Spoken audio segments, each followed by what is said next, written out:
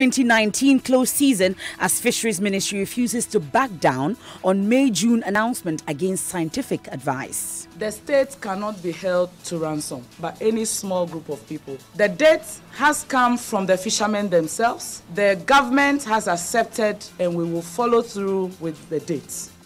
But the ministry is admitting that fish production around May-June is minimal. We reluctantly agreed with the May 15 to June 15 date, but also believing that because within that date there's some minimal production that have still made some benefits.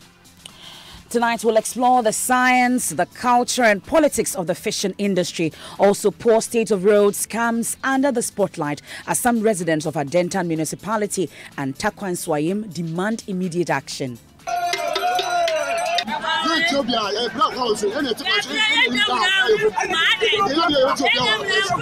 We need these roads fixed and we need them fixed immediately. We want action. The talk is too much. The Adentan MP has an assurance. The contractor is already on site and he is going to deliver an asphaltic concrete overlay from Reese Junction all the way through School Junction and beyond. You are covered. But what really is the cause of these poor state of roads? We are told by contractors that the delays in payment by government has been cited. We'll get details of that.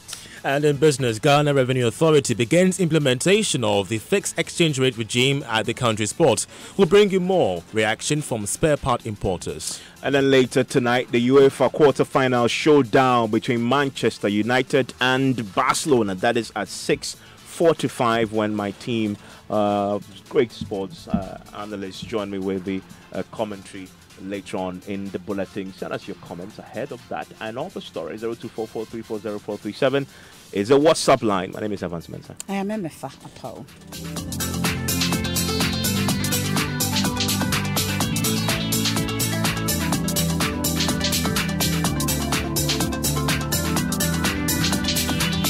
And there's controversy over the 2019 close season after Fisheries Ministry announced May-June for artisanal fishermen, whilst those involved in heavy industrial fishing will observe the season in August and September this year. Well, even though scientists have indicated that the month of August is more appropriate to observe the close season, the minister insists fishermen can benefit from some minimal production, adding that traditional activities, including the celebration of festivals, inform their decision. She spoke at the news conference this morning. I must admit that we believe science has told us, and the fishermen themselves have also given us reasons to believe what science has told us. The Fisheries Ministry is made up, and the Fisheries Commission is made up of fisheries scientists, largely made up of fisheries scientists. And so we work with science, we depend on science. It is true that the peak production period is within a certain period, which peaks in August. We would have expected that the close season would have been for all the fleets agreed to do the close season in August. Unfortunately, the artisanal sector believes that their festivals are really important to them.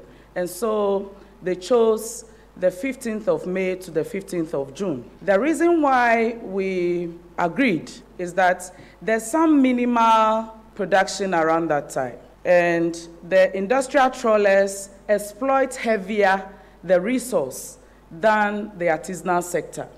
And so if the industrial sector is doing their close season within the peak production period, which is August to September, then we believe that there's still going to be some benefits.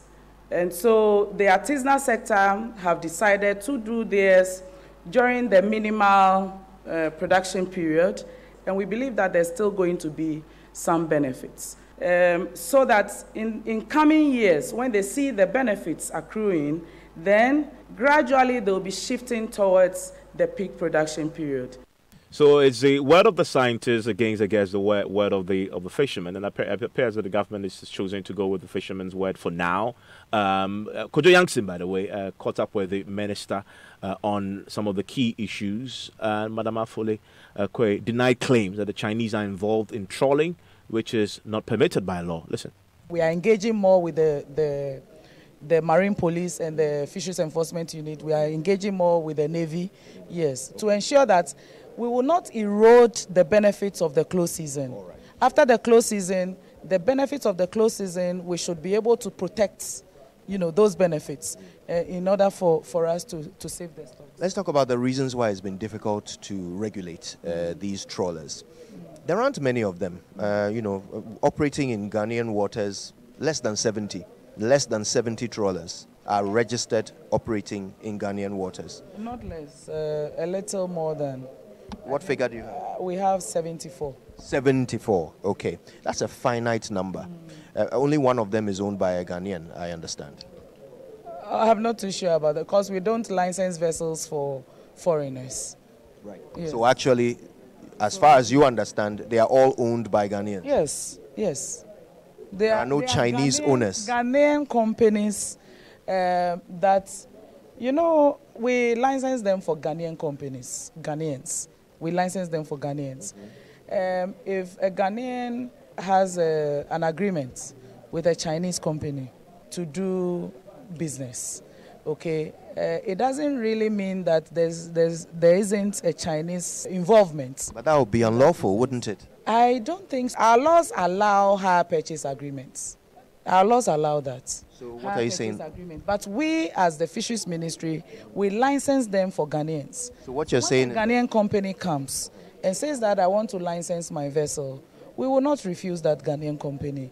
But when there's a hire purchase agreement with a Chinese company, that is not us. That is not the Fisheries Ministry. We have Elizabeth Afolekwe in that interview with Kojo Yankson. Meanwhile, the Canoe Fishermen Association, in a letter to the minister, say they will not participate in the close season because the date announced was not agreed to. But Madam Afolekwe made it clear that government will not change the May-June date for artisanal fishermen to observe that close season. And so we cannot have any small group of people coming after the announcement of the close season to say that no, we will not accept the date and that we would rather go back to the August that was suggested last year. The state cannot be held to ransom by any small group of people. We cannot be going back and forth on this decision. We have to be focused. We have to work very hard to achieve results. So the date has come from the fishermen themselves. The government has accepted the date, and we will follow through with the dates.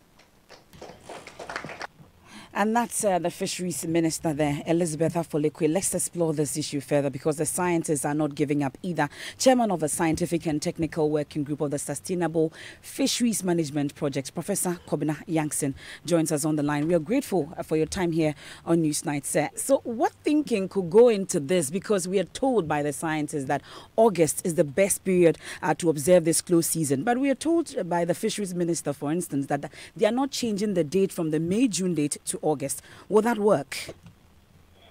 Thank you very much. Let me just correct one thing. I'm the chairman for the Scientific and Technical Working Group of the Sustainable Fisheries Management Project. Exactly what I said, sir. Okay. Yeah.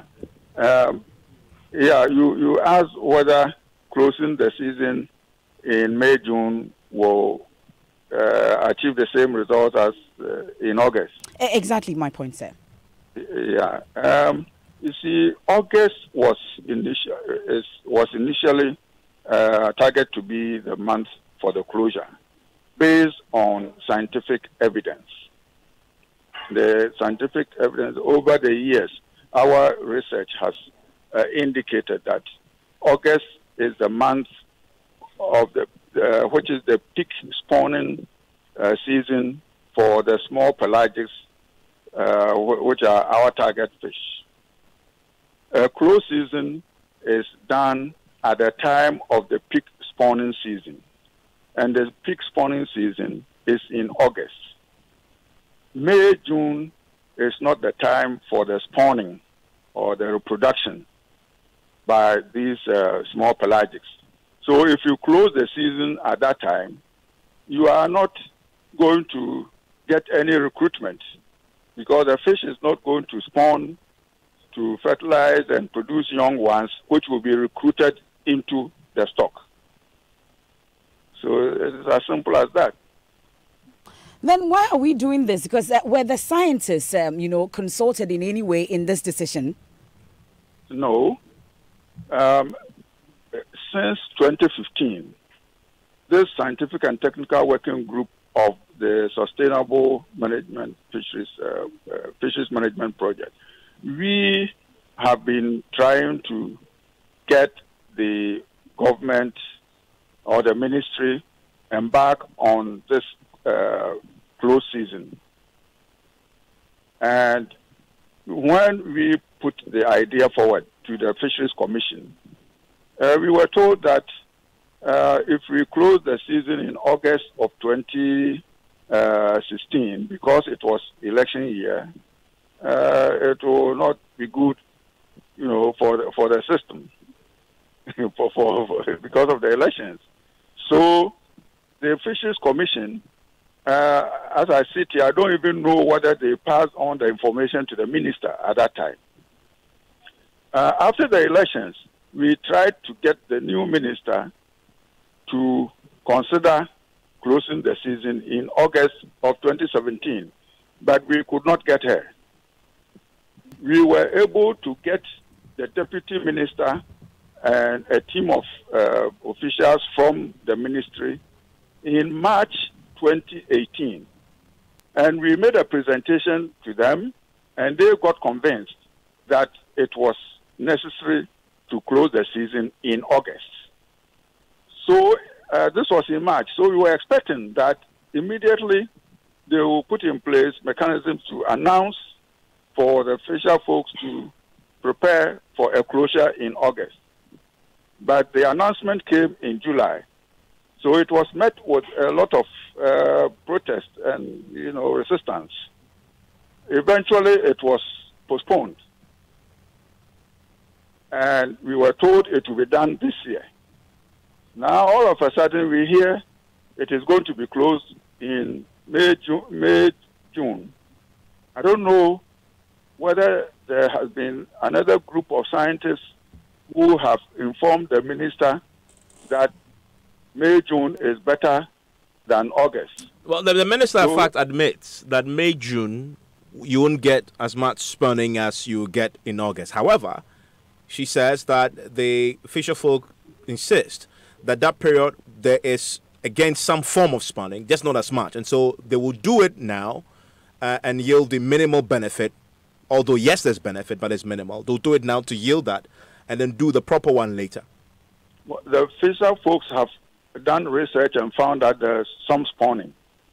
Is that what the minister is saying? Yeah, the minister mentions that of course, the fisher folks also had concerns, and so that some consensus had to be found, which is the date that has been fixed. Well, the scientific and technical working group is not part of this decision, and as far as we know, in May, June, the water temperature, the state of the water is not good for spawning of the fish. In fact, if you catch any small pelagic at all in May, June, the chances of encountering gravid females is very slim. Now, I know you love your fish. I do too. I can't have my meal without it. I mean, the question is, if listening to you as an ordinary Ghanaian who enjoys fish like everybody does, why should this be of concern to me? Why is this so important to me? It is very important. In fact, now Ghana marine fishery is at the verge, the small pelagic stock, it is at the verge of collapse. Our projections show that if by 2020 nothing is done, the fishery will collapse totally. Are you saying that we'll not find fish in the sea again? The small pelagics. Small pelagics, okay. Yeah, the small pelagics. The Eban and Kwanguna, anchovies and those. And those sounds like my favorites as well. You're saying that if by 2020 this is not fixed, I won't find any of these in my meal. The stock will collapse. And I won't find it in my meal. You won't, because the fisher folks will not catch enough to reach you. You see, and if the projection is 2020, in science it's either plus or minus. So it can be 2 years before 2020, or 2 years after 2020, or 1 year before 2020, or 1 year after 2020, or the 2020 itself. It's plus or minus. So as we sit here, we don't know whether the patient is already dead. I'm grateful that you joined us. The chairman of the Scientific and Technical Working Group of the Sustainable Fisheries Management Project, Professor Kobina Yangsing. And MFA, you heard it. I know you love your meal, your 1,000, etc., and all those fantastic fish that you use for your shito. Yeah. You might not find it 2020. In fact, he says it might even come before that, and that is very alarming. I mean, can you imagine a meal without fish? You go to the market to buy fish, you can't find it because your oceans are depleted. It's collapsed, as he says. We must take drastic measures. Yeah, I mean, you think about it and you say, oh, this is fish, this is the ocean. The ocean is big. There's no way you can run out. But that's why the science is saying that you will run out by 2020. 2020 is just like next year? Next year, just around the corner. Well, but let's head to Adenta now, because residents of that municipality can now heave a sigh of relief as the MP for the area, Yao Babuyen Samwa, announces work on major roads there will be completed soon. You know that some residents of the area calling themselves Fix the Butcher Roads Now movement have begun an online campaign to get the roads in the area fixed. Leroy Ankra is a member, and he tells host of the Super Morning Show, Daniel Darcy, that something must be done immediately about the situation. We've tried to reach out to the MP, various authorities, and we've got mixed feedback from them. On the one hand, it seems like they are not even ready to do anything. Some people have written to them and have been ignored. Some people have heard from them saying it's in the pipeline. We want this to come out of the pipeline and actually come into reality, because we've endured this for a very long time. And, just to give you a sense of the kind of situation here, we are in community with at least 130,000 people, on the Adenta municipal area. And all the roads are bad. So getting into town is such a difficulty for us. So we are saying we need these roads fixed, and we need them fixed immediately. We want action. The talk is too much. The talk is too much, he says, but the MP for the area has been responding. Oh, my MP, and I live in Adenta, so I'm conflicted on this particular matter. And I know the roads in question. I used it just last night. It's in a state of shock. You haven't seen the official roads yet. You the MP for the area has been responding to the issues, assuring that work is progressing steadily on more than 11 roads in the area. He spoke to the media outside Parliament. I want to assure all of you that happily the contract was awarded last year. Contractor has actually been on site. Last weekend there was a machine scarifying a portion of the road. I want to assure you that that road, the contractor is already on site, and he is going to deliver an asphaltic concrete overlay from Rees Junction all the way through School Junction and beyond. So people of Ashalibotwe, those of you who use the road regularly, those of you who live near the road, please relax. Be assured that the road is under construction. It has been awarded to Justmo Construction Limited. Justmo is on top of his game. It will be done. It is not only that. When I was first elected MP for Adenta, I learned that Adenta had over 664 kilometers of roads, out of which only about 140 was paved, which means we had a deficit of over 400 kilometers of road. So you can imagine a dense built-up area like Adenta. Every inch of road passes in front of somebody's house. So the agitation for roads in Adenta is not easy. Happily, as soon as I got this information, I got to work with the support of the presiding member of the Assembly, the municipal urban roads engineer, and myself. We put together a process that resulted in the promise and grant of as many as 11 roads to be done in Adenta. This year, as we speak, at least 8 are on site and ongoing. The most visible one, I'm sure that you've seen, is the school junction to Otano dual carriage, which is very far advanced. It's a very professional job. It's being excellently executed by a Ghanaian contractor. It's the same contractor, Oswald Limited, who delivered the aviation road, also a dual carriage. So that is a road that is being delivered. It is the same contractor who has been awarded the re-asphalting of the roads in the Snit Flats. So all of us who live in the Snit Flats, I am telling you that your road situation is going to improve, and Oswald is about to move equipment and men on site. You are covered. Well, let's stay a while longer on the roads that are in bad state.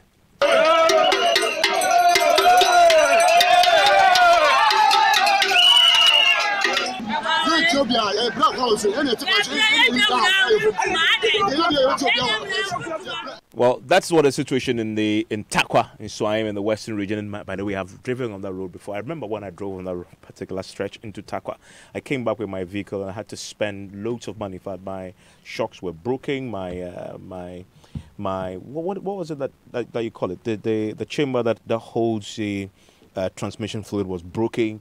I got stuck somewhere on the road to Kaswa, and I had to find somebody to come and tow the vehicle. That's how bad the road is, and they've been demonstrating in the Tarkwa area today. They did not use the internet to raise awareness about the poor nature of road. They simply went on the streets and blocked some of the roads and caused a lot of congestion on that stretch. And I know that they've already met with some of the authorities there, with assurances already being made.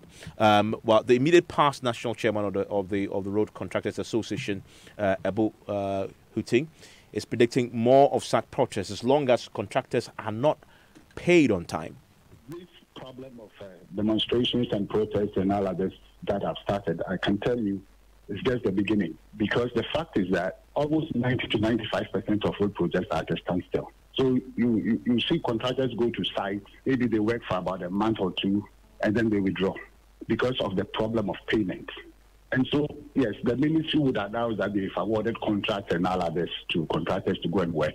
In actual fact, the contractors are not working because, number one, we are not sure of when we are going to be paid. Number two, you go to the banks, and no bank in this country is ready or prepared to give any contractor a loan to finance a government of Ghana project. So yes, as businessmen, when these projects are advertised, they hoping that maybe the situation will change.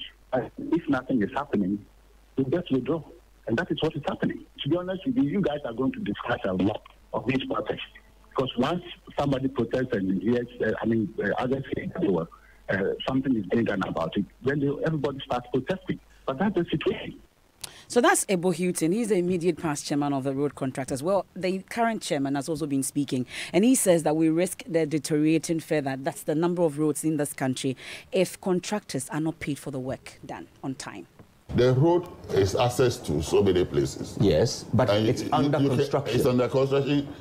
Unless you provide a bypass, alternative route, you can never close the road. Okay. So the road is being used meanwhile, and when you stop the work, for the time you are waiting for payment, people will want to use the road. And then the fine material and everything will be going. So let's say you've done your sub-base, and so you're now ready to do the next level, but the money hasn't come. At that point, this road is not complete. It's not complete. It's not fit for use. It's not fit for actual use. Okay. In the terms of the contract. Yes, but how about health and safety? Is it fit for use in those terms? Yes, you see, when at that level the road is smooth. Okay. Only that there will be so much dust. So people who use it might have breathing problems. I've had this happen in Tarkwa. People are complaining that because the road is just a gravel road, they're having problems with breathing. So if you allow the general public onto a road that is not yet completed, are you not invalidating whatever warranty is supposed to come with the work that you're doing? That's the problem. You see, if you compare the works being done by contractors who have foreign-based finance projects with those who are on GOG, you see a very huge difference. Very huge difference. Because one, the payment is within 30 days. So you can program and with your cash flow and accordingly receive the payment. That's Chairman of the Road Contractors Association, Daniel Ato Agro, there speaking to my colleague Kojo Youngson on the Pulse earlier. Well, we can go to Tamale now, because let's stay with roads and interchanges, because government is undertaking what it describes as the most dramatic change to the country's infrastructure for the next 30 months. President Akufo-Addo this afternoon signaled the full utilization of the $2 billion Chinese Sino-Hydro deal for infrastructure development. The barter deal will provide the infrastructure of the government's choice in exchange for Ghana's refined bauxite. The money, according to the president, will go into the roads, housing, and other sectors. The northern regional capital, Tamale, will witness the first ever interchange to be built in the northern region in the deal. But what about your region and community? Here is President Akufo-Addo. Each of the 16 regions is set to benefit from the Sino-Hydro arrangement, with hospital projects, extension of electricity to rural communities, and construction of court and residential buildings for the judicial service, landfill sites, and industrial parks set to be undertaken. The projects under Phase 1, which have been approved by Parliament, are as follows. Lot 1, construction of Accra inner city roads. A total of 84 kilometers of roads located in Tubu, Anyaso Utuum, Doma Kwabinya, Adenta, and Teshi will be constructed. Lot 2, construction of Kumasi and Mampong inner city roads. A total of 100 kilometers of inner city roads will be constructed in Kumasi and Mampong. And you had your area? An area close to my area. Okay, so it's not your area after all. I mean, I had Adenta, you know. Oh, good for you. So of course it's good for you. Yeah, but that's very far from you. You're claiming that's yours. Well, the president also is hopeful that rolling out of the projects will create jobs and transform and open up the country for development as well. Government is also ensuring that in accordance with the domestic content law, a minimum of 30% of works will be undertaken by Ghanaian contractors and supervised by Ghanaian consultants. Thousands and thousands of jobs will be created for our youth. Our country will be opened up for sustained growth and development, and thereby help put Ghana onto the path of progress and prosperity.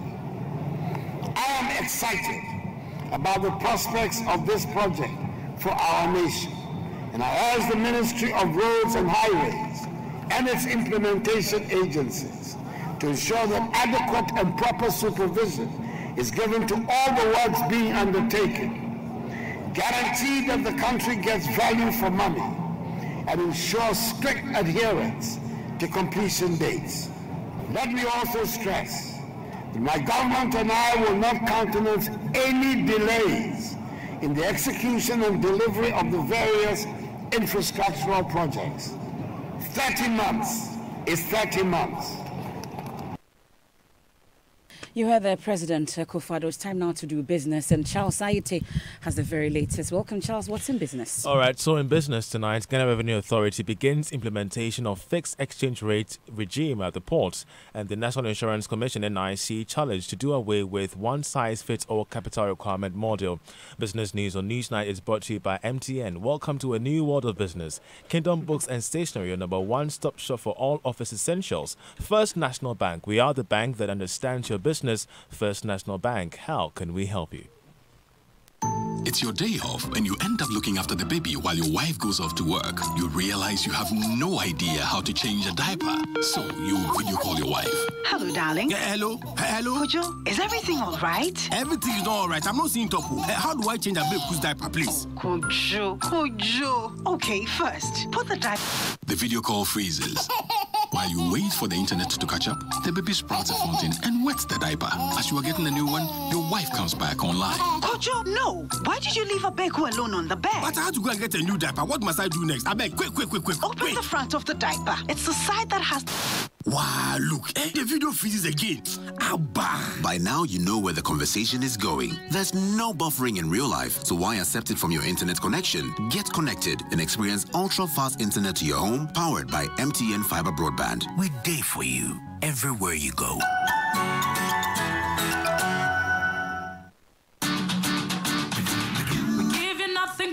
best, we stay above the rest. More quality, more affordability. Kingdom Books and Stationery. Everybody's going to the one and only shop where customer satisfaction is a guarantee. Kingdom Books and Stationery. Oh yes, with our 30 days credit facility with no interest charge, free delivery services, and our free consultation on setting up your office, Kingdom Books and Stationery is unmatched in our delivery of quality and affordable office essentials, equipment, and furniture. Experience world-class customer service in all our branches in Accra, Tema, Kumasi, Cape Coast, and Takoradi. Call us on 0302-764-101 or visit our website at www.kingdomgh.com. Kingdom Books and Stationery, your number one-stop shop for all office essentials and stationery. Terms and conditions apply.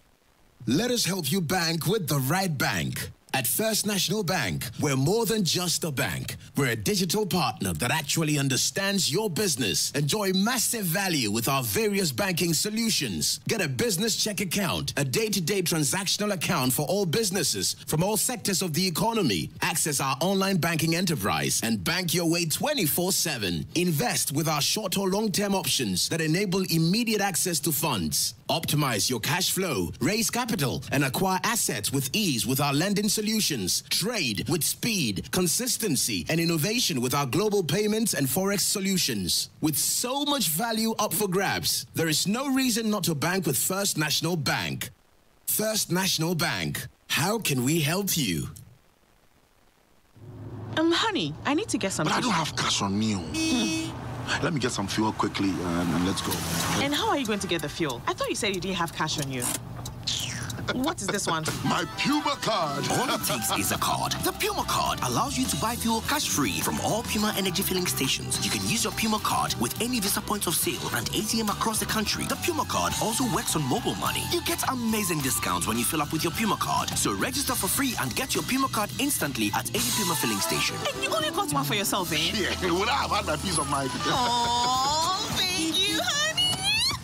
And where are you going? I'm getting something from the shop real quick. I need to test the card. Puma card. Cash-free convenience. Joy 99.7 FM. And you're welcome back to Business on Newsnight with me, Charles Ait. And now the details. Spare part dealers have given the assurance that patrons of their products will soon see a reduction in prices due to the newly introduced fixed exchange rate policy at the ports.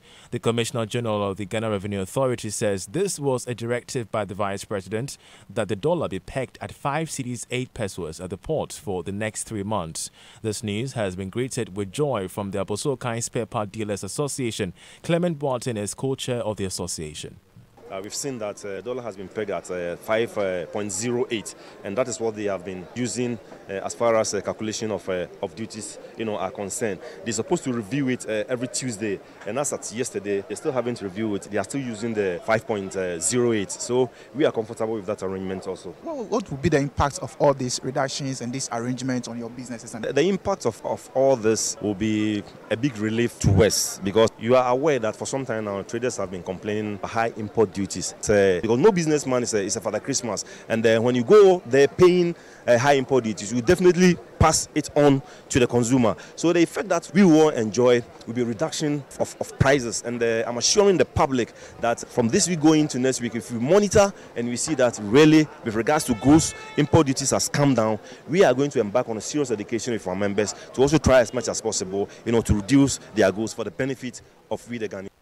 Clement Boateng is co-chair of the Association of Abosokai Spare Part Dealers Association. Now, the National Insurance Commission, NIC, has been challenged to change its one-size-fits-all capital requirement model.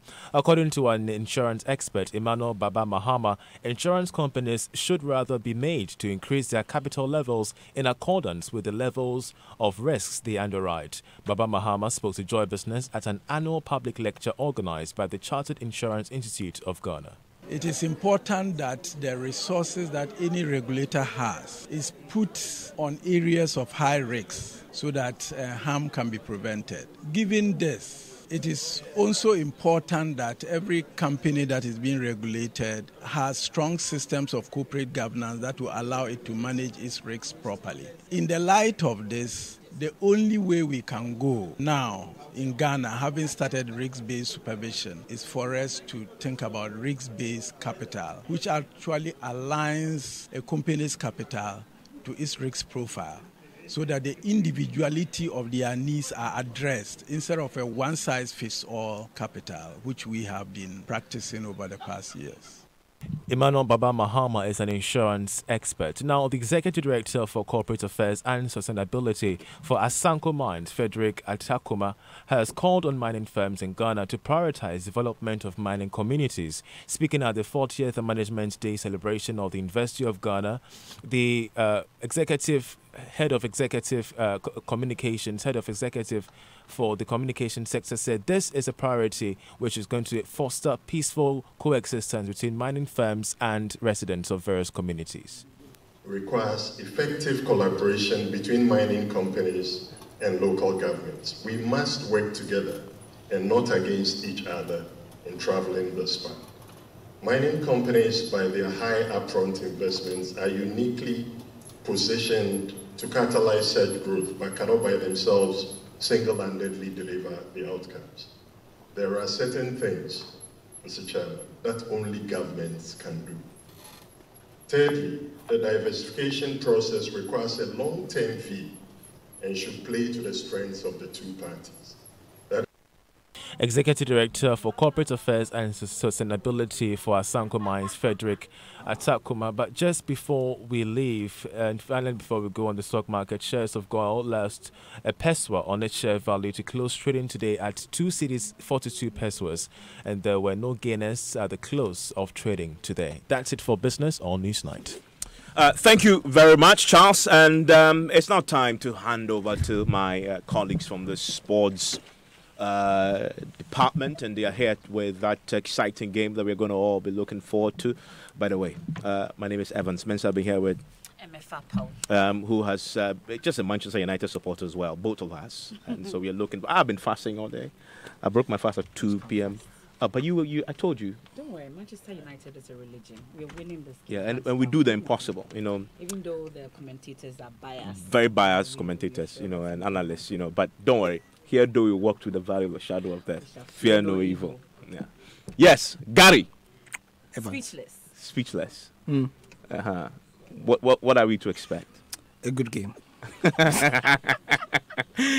Okay, so stay with us for that finest commentary you can find anywhere in the world. Manchester United v Barcelona.